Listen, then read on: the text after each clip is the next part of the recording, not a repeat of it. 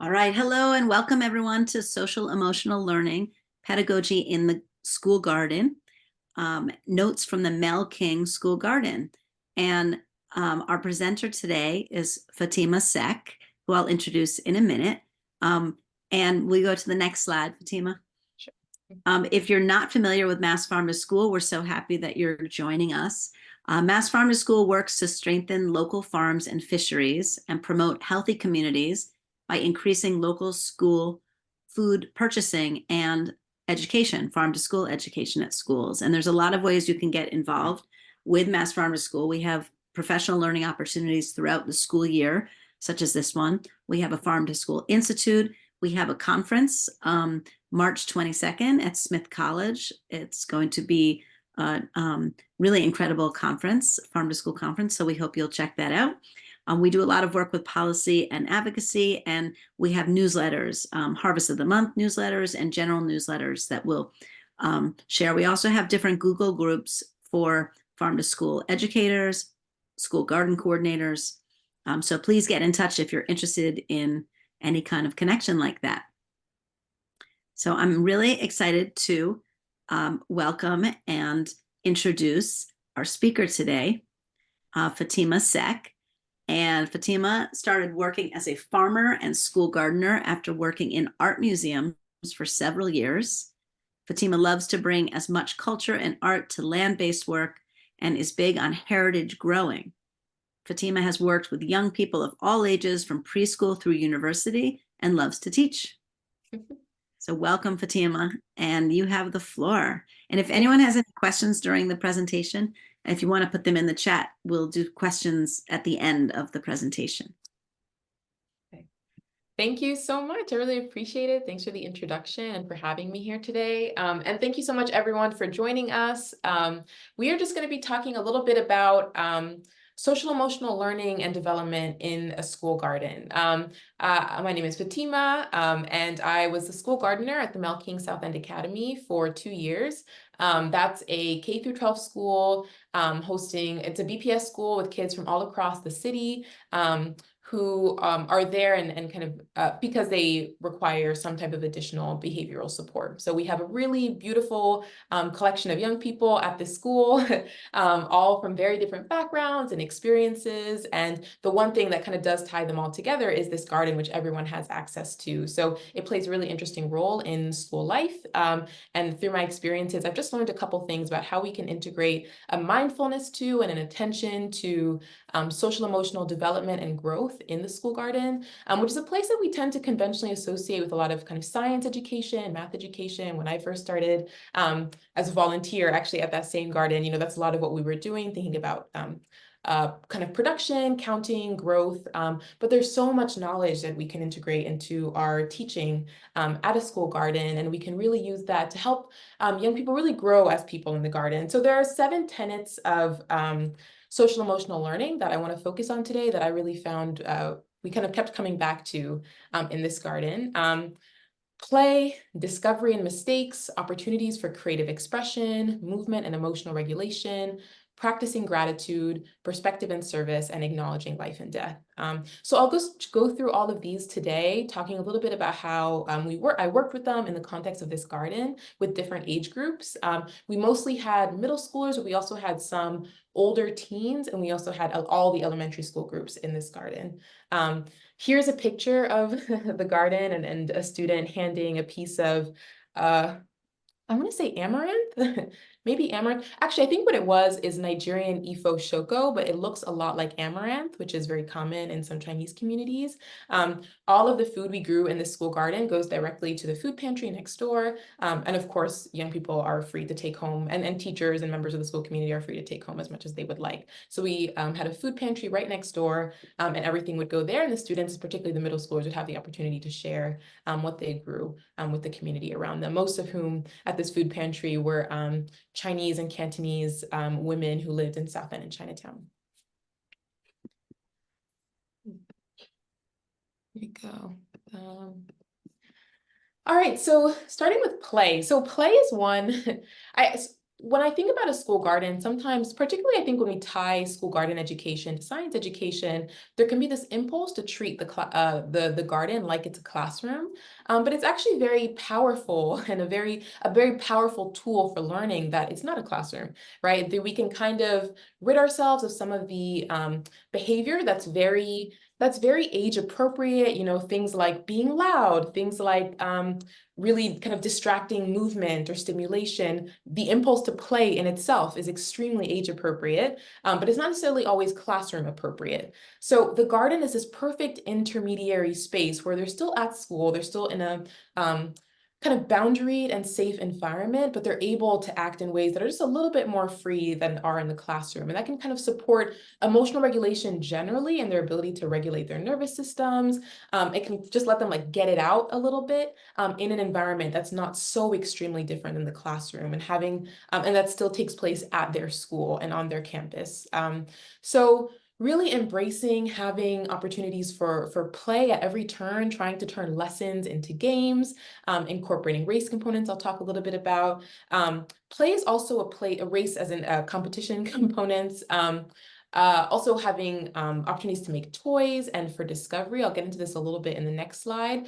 But play is a really, really important part of social emotional growth, mostly because of what happens inside of play. So play is kind of a safe container for young people to experience a range of different emotions and within an environment that is controlled, so that they're able to then learn and practice emotional skills within an environment that doesn't have the same stakes as life, right? So if you're experiencing anger as a young person while you're in conflict with your teacher or a parent, that is a very stressful situation. It can be hard to access your regulation tools and knowledge if you have them. But in the context of play, it can be a place where we can really practice teaching them skills. We can give them opportunities to have conflict. I think one of the things that's actually really important about play is that conflict happens. And as teachers and educators, we can be present to kind of teach them how to work through conflict and get to a place in conflict where they can move forward with play. So inside of play, it's just this incredible place where students are acting out their imaginations, they're acting out their kind of physical needs. And with that, we can learn a lot about who they are. And we can also there's so many opportunities to teach social emotional skills, to teach emotional regulation skills, to teach communication skills, and to teach expression skills. Sometimes students will act out quite violently. How do you give a young person maybe an alternative scenario to play in that's not as violent, but still allows them to act out with certain aggression, which again is not a classroom appropriate behavior, but can be an age appropriate behavior.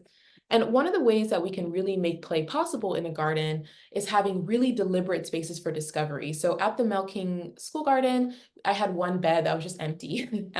So we did have, we had perennial beds and stuff, but we just had this big, this was, I think, like I think it's a 4x6, just totally empty. That way, young people, of course, they have this impulse to dig, and we don't want to, which is so natural. And I think we always want to reward their curiosity and their initiative. But when they're digging in that bed where you spent in March, you planted all those sunflowers, and oh my gosh, they're digging in the sunflower beds. We certainly that can just create the situation where then they're behaving in very normal ways and very exciting ways, in the sense that it's self-initiated discovery and curiosity, and we don't want to have to shut it down because they're doing it in a way that's then destructive to the crops. So having a kind of empty bed, it's the perfect way to redirect as well. If you notice a student acting out a little bit or not wanting to participate or being destructive to crops, you can remind them, oh, where do we do that? And it's in the spare bed. And in this bed, we could spend an entire block just playing in this bed. What is really wonderful about self-initiated play is that it's an opportunity for communication, for leadership, for kids to practice. Right here, we're looking at the kids, they decided to start playing this game. What were they doing? I think they were trying to make the biggest mound possible, or maybe find the biggest worm possible. But they organized themselves. They created a system. One student took leadership to, make it all happen so they could all succeed together. These are some of our elementary schoolers. So within play, you have these opportunities for students to practice leadership that isn't always possible in a classroom, and also can be accessed by the kids a little differently because it's self-initiated. It's not something that the teacher is asking them to do. So within play, and if we give space where they can really just experiment. When we were crop planting in the spring, we created like little seed containers where, you know, we could just throw together different seeds and they could just see what would happen if you just put a bunch of seeds together and threw them in the dirt. And one kid ended up finding, he threw it in his backyard and ended up finding all these interesting, you know, wheat and tomatoes growing in his backyard. So, you know, creating an environment where you're using the actual materials and tools of the land, but that aren't for gardening and for getting it right, is really important for a young person. That sense of just complete exploration is really important. And sometimes if we get over focused on production, it can just limit the opportunities for that type of growth in a young person. So having a little environment, one little corner where you can do things and you can participate, but there's no right or wrong way. It can also be really helpful for a young person who maybe is feeling a little bit sensitive to rejection or sensitive to being told they're not doing something right. You know, it allows them to have a way to participate if they choose not to participate in the rest of the activity. So this is the kids' plan. And they, like I said, you know, they could do this forever, as you can find so many interesting things in dirt. And I think we mentioned this, but if we can just put questions in the comments if there are any, and then I'm really happy to answer them at the end. So another, oh, the wrong photo, that's okay. So another way to practice a kind of sensitivity to social emotional learning and growth in a school garden is having plenty of outlets for self-expression and creativity and art making. So something that, like, as much as I was a young artist who then went into the garden and like loved touching dirt, some kids just really just don't like touching dirt. I just, you know, had to just accept that there's no, and you know, sometimes it can be a sensory issue. Sometimes people just really are just not about that side of being in a school garden. And some kids really are artists who want to, you know, who want to make things. And so having as many opportunities as possible for that kind of creativity, gardens love art. There's so much art to be made on those wooden beds that you're seeing behind one student. There is those were new this well, I guess last season, and you know, they were totally blank. So the students painted all over them. You know, they put things that they cared about. They put silly little quotes. They just filled these gardens with all kinds of art, these beds with all kinds of art. And then the kids who are not as interested in planting that day can have something else to do simultaneously. Other art projects include making garden gnomes. That was a really fun part of last season, where they made little gnomes. And it was, I mean, a lot of those did not withstand the weather, but you know, they they did their best. They got to like October. But you know, making signage can be a good outlet. And within all of this, you know, it supports social emotional learning in the sense that it expands participation. So the more we're expanding and diversifying what a school garden is, the more we're making it inclusive to more and more young people, because there are the kids who want to be there because they just love plants. And then there's everybody else, you know, we can create something for them. So we're expanding participation. Art is also a place where you build confidence. You know, you're feeling a little, I don't know what to draw. I don't know what to make. I don't know how to draw, but by the end they make something and it's beautiful, and we can reward them and let them know that it's incredible and now it's going to be a part of their school. So art is about building confidence. It's also a good place for expression and creativity. Sometimes a student just has something to say and might not. I always feel so touched by this one painting that a student made on a bed, and with this shared something with me that I just felt very touched by. So it can be an opportunity for a young person to kind of just share something that's been weighing on them, which is a really important part of social emotional learning and growth, which, by the way, feels very tied to the role that a school gardener can play generally, as being kind of an outside adult who's still a part of their school, but not quite in their classroom. And so, and art is a perfect place to just build that trust and create an opportunity for storytelling. Let's see, here we go.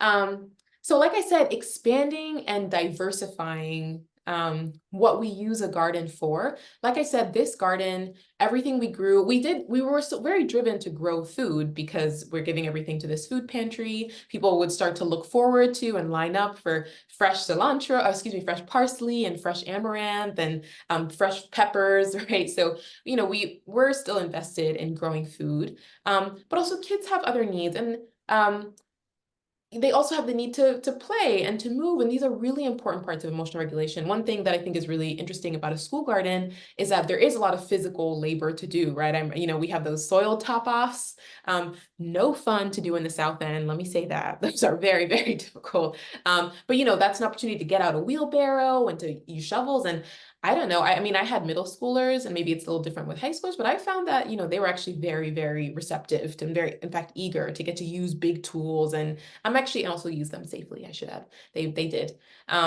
With the elementary schoolers, as well as teaching them how to safely use large tools, another way to encourage movement is things like hopscotch. If there's even like a little area that's open, which isn't always true. The Mel King School Garden happens to be, it's like very thin and long. So we had a couple areas of like kind of flat surface area where, we could play, we could run, where we could also play things like hopscotch and do kind of movement-based games and activities. But there are ways, this was a little tricky because you don't want to give too much permission to this, but sometimes climbing on the beds can be a little fun. It honestly can, in a safe in a safe environment.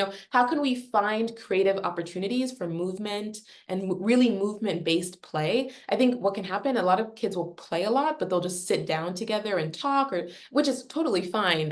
But I think that like it's a really important part of social emotional learning and nervous system regulation is this like embodied part. And a lot of students are feeling a lot of pent up feelings, and just the act of moving around, it provides really important healthy release. So however we can get creative about how to seize moments for that. I would really reward responsible behavior, and part of that would be by being the person who goes to the shed and gets things. That's a little bit of movement too. And people really enjoyed it. It felt like an important title to have if you were the person who went to the shed, which was way on the other side of the garden, right behind that teacher to the left. Also, sports create opportunities for leadership, opportunities for communication. You see them talking to each other and trying to plan. Like I said, it also creates conflict, which can happen, which is a tricky one because conflict is very difficult to manage when you're in a group environment, when there's one adult or a few adults and many, many kids. So we do want to manage conflict, but in conflict, there's always the chance to kind of teach a young person how to communicate their feelings and how to kind of find either a middle ground or some other kind of resolution. And sports really create that kind of opportunity for that type of learning and communication and growth. So garden is very much like a playground in many ways. Practicing gratitude. This is an interesting one. Practicing gratitude is a really important part of mental health generally. I think when you see a lot of like research supports that mental health kind of gratitude is a really important part of mood regulation, of your ability to be discerning about your emotions, of our ability to have perspective about what we're experiencing. So, gratitude is a really important practice, and you see it a lot on like mental health lists and things. I think what it could do for a young person, it can be grounding for them. It can be something that, like I said, can expand their perspective, kind of help them leave themselves a little bit if they're feeling moody or down in the dumps, which is a feeling they're totally entitled to. But also it can help them build a skill of reframing your perspective a little bit, which is sometimes sometimes the thing that actually you just need to do when you're experiencing a tough time. I think sometimes young people can get very stuck and feeling very stubborn in how they're feeling, which is, and of course they're very entitled to their feelings. Also, sometimes we do need to have the ability to reframe and see things a little bit more positively in order to move forward. And practicing gratitude kind of builds that muscle. In our garden, it looked like saying a little thank you to any plant anytime we harvest something or ate, or even like, saw a bird or a butterfly. When we learned about what butterflies do and what bees do and what pollinators do, always closing it with a thank you. What do we say to the bees? What do we say to the flowers? What do we, after we planted any crop, we would say kind things to the crop. And it's also kind of a beautiful insight into like the child's mind a little bit when you invite them to say something kind to a plant they just grew. So, some students will really say, thank you. Like, I hope you grow. I hope you thrive. And other students are like, I can't wait till we can eat you. And you just have all sorts of really beautiful, hilarious insight into the kids. But all of it also helps them give take a moment to pause a little bit. Sometimes we can be so rushed, but just kind of reminding them this is life, this is time, this is like this the oldest thing ever is life, you know, and kind of growing things. So we can just take a moment to slow down a little bit and appreciate that process. Practicing gratitude also looks like a really intentional closing out days like that, and never missing an opportunity to tell a young person of something they did well and did the way they showed up that was strong. We had a paid program this summer, where a group of middle schoolers were paid to work in the garden and grow the food and be responsible for it as we gave everything to the food pantry. And at the close of all of those sessions, we would have a circle and share things we're grateful for, things, give shout outs. So practicing gratitude, it builds confidence, it builds perspective, it helps people reframe and just see things with more positivity and care. And that's one of our sunflowers that did not survive the South End rabbits, not a single one. Perspective and service. So we had a kind of a very unique opportunity because our garden is right next door to a soup kitchen and food pantry. So we could give everything to them. And that is a really, it's an act that gives perspective, similar to how gratitude can help us reframe and also see a little bit bigger than ourselves and our kind of most intense feelings. So can service, so can really understanding that, this labor, you planted these seeds in April and May, and now you're giving them to someone who, otherwise one of the people who volunteers at the soup kitchen, Vivian, who's a kind of member of the community who's been very active for many years, said like, people are so, and she's a translator also for this community, which is mostly Cantonese and Fujianese speaking. And she really explained to the kids, the middle schoolers, that, without this basil, without this free parsley, people might not get it because it's quite expensive if you try to get it from the grocery store. And that kind of, and when you ask them, how did it make you feel? Like, to give someone this food, it makes me feel good. I feel proud. They can really feel like they're a part of something larger than themselves. It makes them kind of see the point a little bit, because I think young people can get a season is slow and long. If you're a grower, it goes by like this, but also it takes a lot of time. You plant that, basil in March, and oh my gosh, in June, your tomatoes are popping and you still don't have any basil, right? So it takes a lot of time. But having them get to see, the reward, like this is what it's about. It's about giving it to people. That's really nourishing for them. I also want to just give a disclaimer that like, sometimes we can have, when it comes to service, this binary between the kind of served and the serving. And I want to acknowledge that with this demographic, that is more of a blurred boundary, where some of these young people, their parents, are being recommended to come to food pantries. So they are a group of young people, some of whom experience food insecurity. But also think what this can then do is kind of give them a sense of empowerment of like what food is, what food comes from, and kind of help them have an understanding of the food system that has so much inequality in it that it ends up having consequences on their intimate personal lives. And it can help them have a sense of agency in this process when some of them aren't sure where their next meal is going to come from. And when a young person, I think it's very normal for a young person in a school garden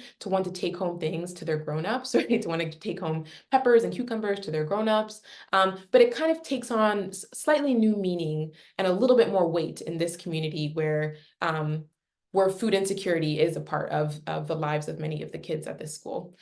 So you don't know what's driving a young person's impulse to really want to take home some peppers and cucumbers and cilantro. And sometimes they'll share who they want to give it to, and it can make you feel just kind of concerned and a lot of compassion. So I think also going back to the idea of gratitude, really like this is food, and they really reminding them food is precious. It's a gift. And so by being a part of the food system, really, which is what it is to, grow food in your school garden and then give it to a food pantry, it just kind of gives them this sense of agency and a sense of responsibility that I think is really empowering to a lot of the young people. And I think I touched on this earlier, but it also cultivates patience and the value of patience, because we can also ask young people all day to be more patient, but sometimes I think they just don't really fully, they're just still learning and they don't fully understand what what the value of patience is as a part of life. And when you can put it into perspective that, okay, you have to plant these basil in March and April, but look, like you are giving them to someone. A stranger is saying thank you to you in Fujianese. That's why it's worth waiting 6 months for. So that's, I think, just a really a helpful reminder for the young people. It takes time, but it's worth it. To the next slide. So this is the last one, which is acknowledge the act and the practice of acknowledging life and death in the garden, and acknowledging all life and death, no matter how small. It can be, young people are experiencing a lot. They're struggling with a lot, and so much, they have so much guardedness, there's so much they don't share, but they have some really heavy things in their worlds that are happening. When I say here using projection as a tool, sometimes we can do this thing where we're really negative about projection. Oh my gosh, she's projecting on me. And yeah, like we don't like that experience. But also projection is a tool, is a part of human nature that is sometimes used. That's why we that's part of where empathy comes from, because how we can connect with characters on TV. And sometimes when you acknowledge the life or the birth in the sense of the growth of a plant, or sometimes we would see actually births all the time because there were so many bunnies. So sometimes we'd see like newborn bunnies, and really taking a moment to acknowledge what this is and giving them the opportunity to share stories. Someone might share a story of, of their mom having given birth, or, oh, someone's pregnant right now, so we're not talking about their personal lives. They don't feel like the spotlight's on them, but by talking about this bunny, we're talking about so much more. And when it comes to something like death, so many young people have grief. And so when we take a moment to really, even the earthworm, we're going to bury the earthworm. Yes, we accidentally crushed it with that trowel. Can't keep it, can't do anything about it, but we're going to acknowledge this little life and we're going to give it a burial. And sometimes when a student takes a second, third look at something like that, you kind of wonder what they're thinking about, and when you give them a moment to say anything you want to say before we cover up this, sometimes we'll find like a small bird or a, or a rabbit, anything you want to say before, or even crops that just, were overgrown or overripe and fell, anything you want to say before we cover it. And they might be talking to that tomato, but they also might not be, they might be thinking about something, they might be thinking about their brother, they might be thinking about an uncle, they might be thinking about, a mother who's not with them anymore. They could be thinking about anything. So we can really, when you seize those moments to acknowledge death, to give death a moment, to acknowledge grief, to say, I feel really sad, when you give them that moment and you make it about the tomato, or you make it about the bunny, it can give them an opportunity to say something that they needed to say, but might not feel comfortable saying it to the therapist or saying it in the therapist's office. So garden, they're so guarded. They're so, oh, bless them, they're really so guarded. They're not sure who to trust, but through metaphor, we can be talking about things without really talking about things. One of the, so a change that we made over this year or last year at the garden was having a lot of the therapy and students do therapy out in the garden, and some of the counselors using the garden as a part of their therapeutic kind of offering to the or services programs. And there was a student once we were talking, I think the student was like, had recently moved or just had a lot of like kind of movement or instability in their life. And then we were transplanting, I think probably peppers. And we could just really talk, about how moving is hard for the peppers. It can be really stressful for them. So how can we be, how do we make it soft? How do we give them comfort? How do we acknowledge that it's going to be hard for a little bit? It's going to be hard for them. They might wilt at the beginning, but they'll perk back up. We can give them extra support with soil on the side. You're talking a lot about peppers and you're also absolutely not. But by seizing metaphor, you can kind of, get past some of the kids, or actually allow them to keep their guards intact. I think it's okay. They can feel afraid to share with the adults around them, but we can just get creative about how we get them to at least hear some things that we really want to tell them, or say some things that they really need to say. And with, of course, acknowledging all life and death in the garden, no matter how small, whether it's a life in the sense of something that can crawl and move, or a life in the sense of, an overripe strawberry, we're really just deepening young people's relationship to land and life, and really giving them an understanding that, all around us is is life and death, and things are alive, and we have a responsibility toward it, and we don't want to waste, and we don't want to, we want to practice respect and be in gratitude. I think a lot of these things, especially when you're talking about middle schoolers and elementary schoolers, they don't necessarily take hold. Someone said once, that with middle schoolers, you have to think about it as like scattering seeds that they'll come back to a little later. I like that. I like that. So, some of that I think some of it does stay, but I think some of it are things that maybe for now they won't be fully sure what to do with that kind of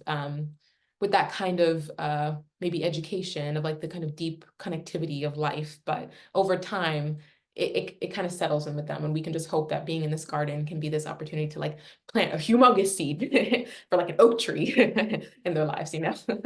um so that's what I wanted to share today. I would love to, yeah, open it up to any questions. Thank you all so much for listening. I talk a lot.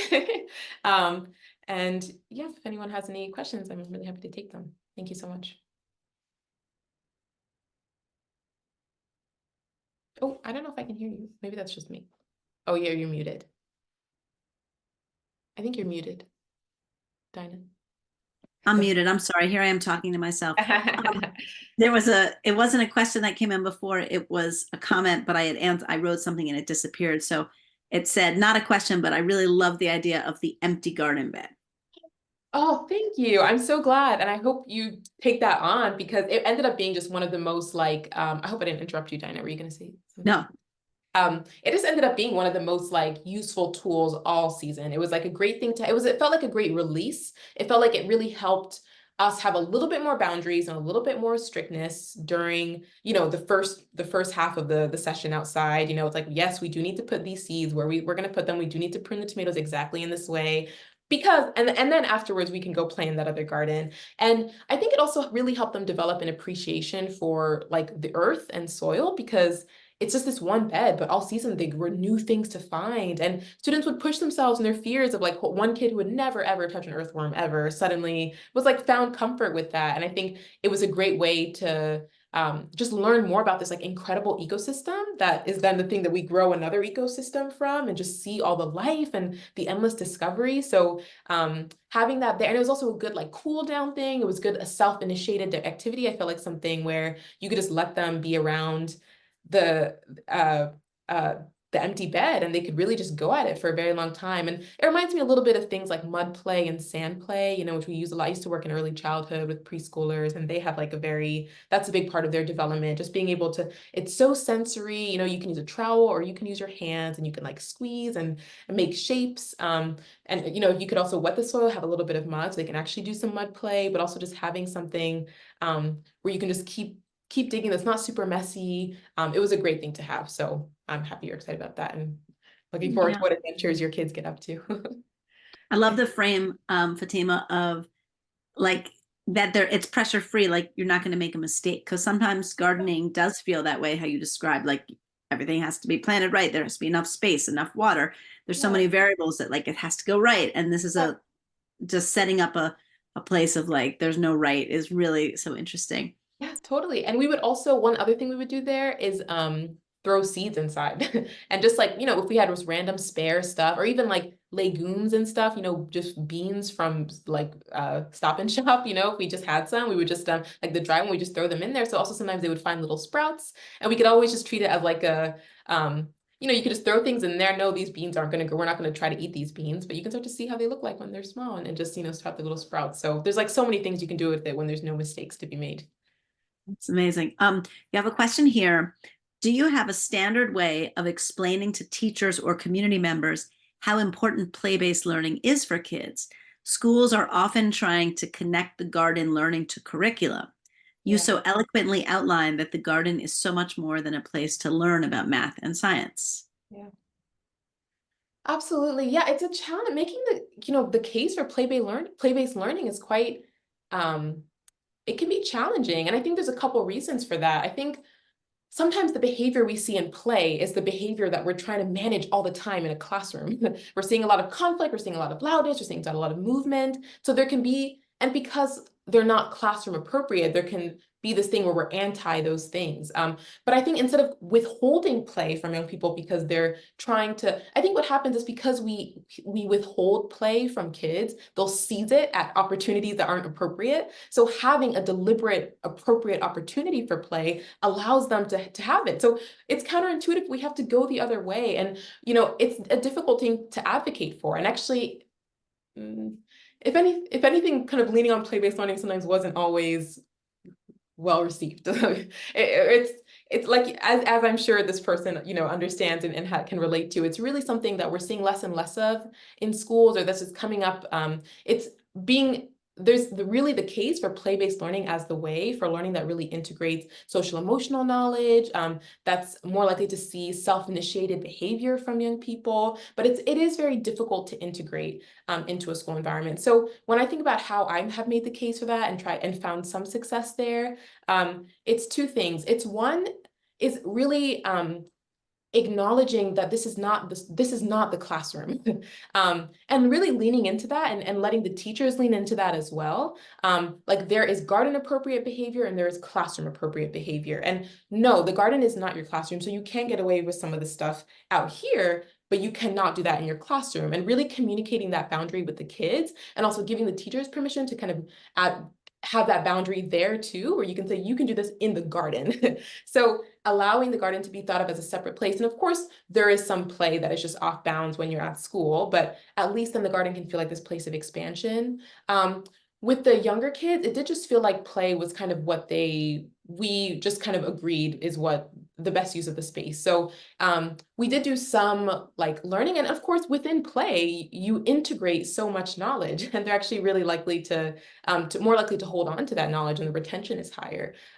So I think kind of making an existing agreement that this is what the learning is going to be, I think starting there can be a little easier than trying to turn it into that. But I think, yeah, that's what I would say. First, really creating firm boundaries in the behavior that's acceptable within play-based learning, and tethering that to one environment really, really helps. I think it can be difficult for a young person to manage feeling like in one room, the rules are different, So when we're in this physically different environment and place, the rules are different here. That can just be easier for them to manage and then respect and follow. And I think communicating that then to administration and leadership can kind of support people feeling just a little bit more like this is acceptable behavior. I also think really leaning into striking that balance between like what is play and what is learning a little bit. I think at its best, gardening can feel like play a little bit, in the sense that it's discovery, it's space. So even in places where there are boundaries, when you create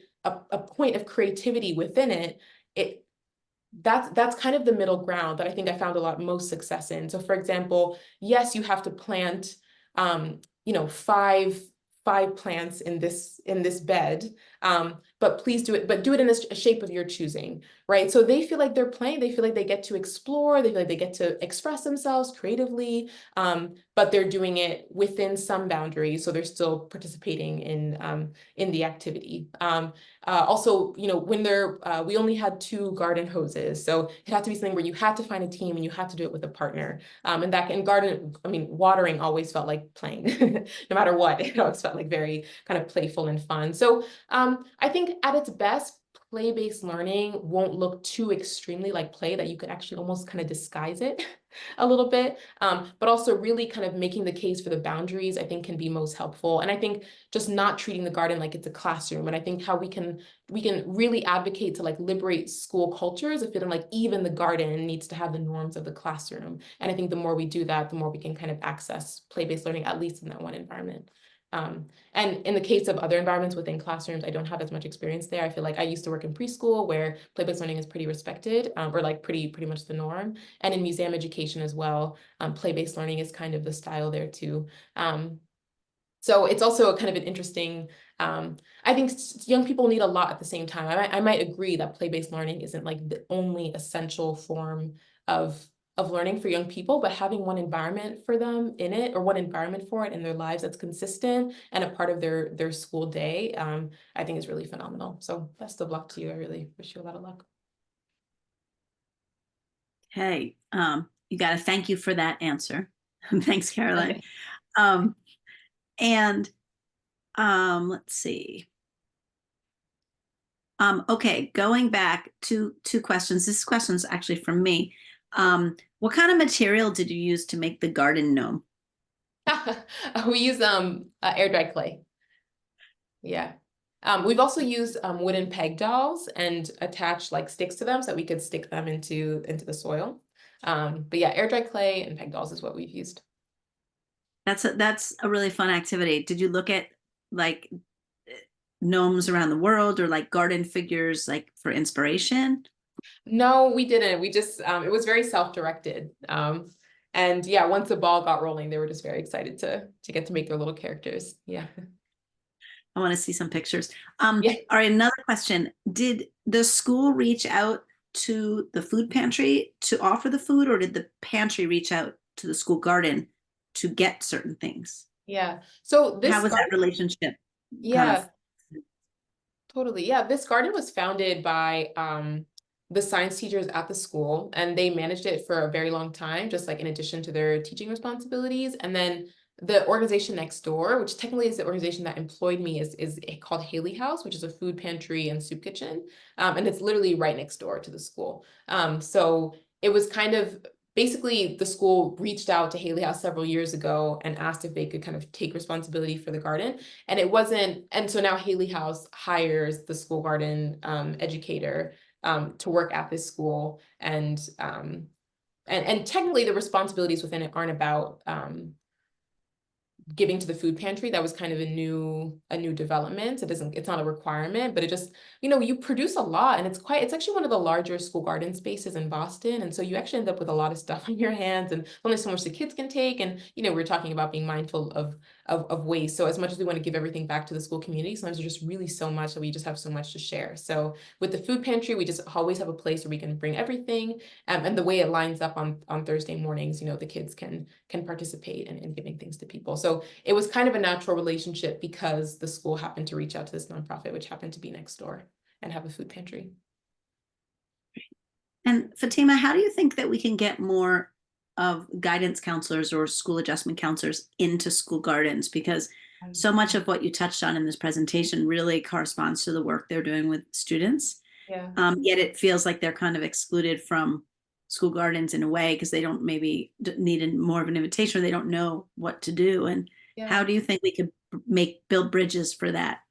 Totally, yeah. I mean, I think the invitation is the key. All this, the students who would now do their therapy in the garden was, really because I invited them to, not the students, but the counselors, and inviting people outside. I think, having opportunities that are just for the adults of the school to just do like we had like pizza, for the teachers in the garden, so just inviting the school community to just come out and use the space for something that's totally unrelated to the kids or totally unrelated to teaching, just reminds people that it's there and it's something that they can bring into their pedagogy or their teaching, their learning, their uh um there's what do you say? Oh, their counseling. So there's lots of ways that you can um just create that invitation, remind people that it's there. And I think once people have kind of had the idea in their head that they can integrate this garden into their broader learning and broader practices of school, I think the ball kind of gets rolling.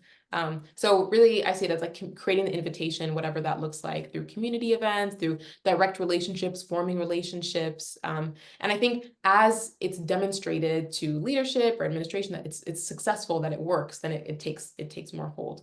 But I think starting from almost like a bottom up approach as opposed to top down. Great, thank you. Does anyone else have any questions that they want to ask?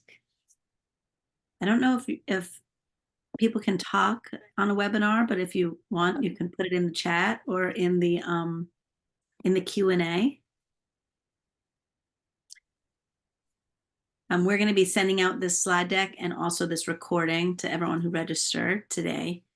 And please feel free also to share it with your colleagues, your peers who didn't register, who might not know, and let them know about these workshops, but also let them know about this specific workshop and share this information with them.